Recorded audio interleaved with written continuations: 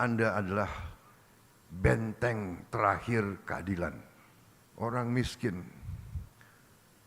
orang kecil hanya bisa berharap kepada hakim-hakim yang adil.